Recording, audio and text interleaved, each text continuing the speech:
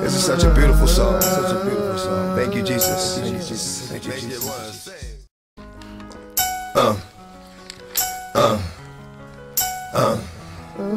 This is such a beautiful song. Such a beautiful song. Thank you, Jesus. Thank you, Jesus. Thank you, Jesus.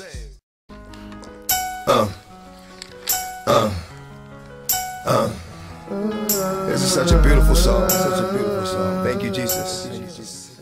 God's wrath. People are very upset with God right now because they're saying, you know, he's this God, he's cruel because he's killed so many people. I mean, like, in the time of Moses, he's killed, like, I don't know how many, but in the Bible it says that there's 23,000 people who dropped dead because they were having they were committing sexual immorality, they were drinking, and they were worshiping idols, and he was just fed up and he killed them. And then in the times of Noah, he sent a flood that wiped out the whole world, and he only kept this like ark with Noah and his family and his few animals, and then he sent venomous snakes. I mean, okay, he's killed so many people. People are like, okay, what is he doing this? What kind of God is this? So they're mad at him because they're like, they're going through cancer, they're going through AIDS, they're going through HIV, they're going through torment, they're going through torture, they're going through persecution, they're going through the worst things in the time right now. So how can we have a gentle, loving God who protects his children and he's not doing that? I want you to read this passage that I found in the Bible from Job and think about whether you actually fit into this or not. It may be difficult to believe in that time like that when you're going through a lot of stress, okay? I'm lucky not to be going through persecution. I'm lucky not to have any kind of disease that's tormenting me.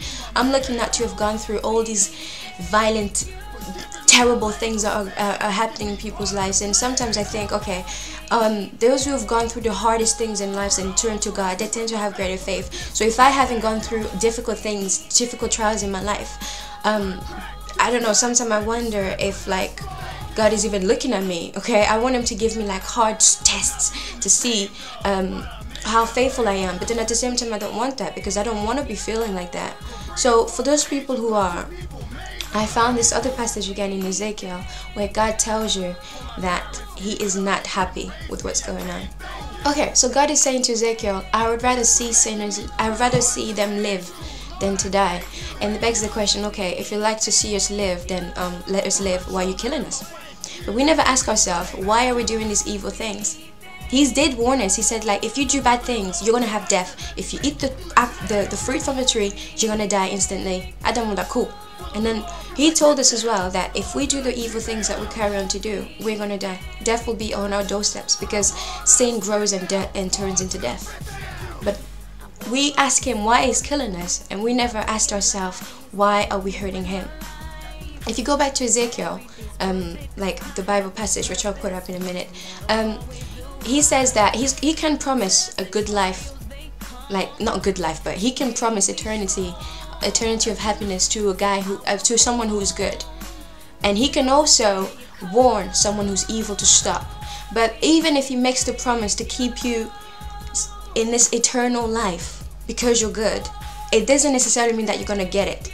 It means that if you are good, you're gonna get it. Because some people think, okay, he's promised this life, Jesus came, okay, everything is fine, we can be evil now because obviously he loves us anyway. That's not the case. He says, I promise it to you if you remain good and faithful to me, and I warn you that you're gonna die if you don't.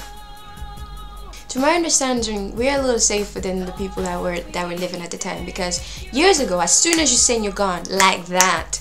But now you can live for 30 years in sin, and then 2 years later you turn into God, and if you die in those 2 years, you go to heaven even though you've been sinning for 30 years. So what the point is to realize your mistakes, to repent from them, and go straight to God.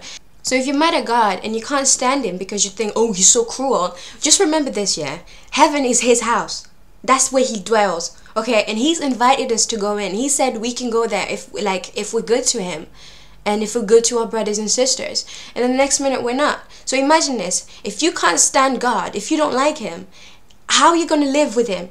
Imagine living in the same house with someone you can't stand. You want to get out every single time. So if you can't stand God and if you don't like him, you probably don't want to go to heaven because that's where he is. And you don't want to be in the same room as someone you don't love. It just wouldn't work. And this is what he tells Ezekiel about it. Fight was long, I'll fight till I'm gone.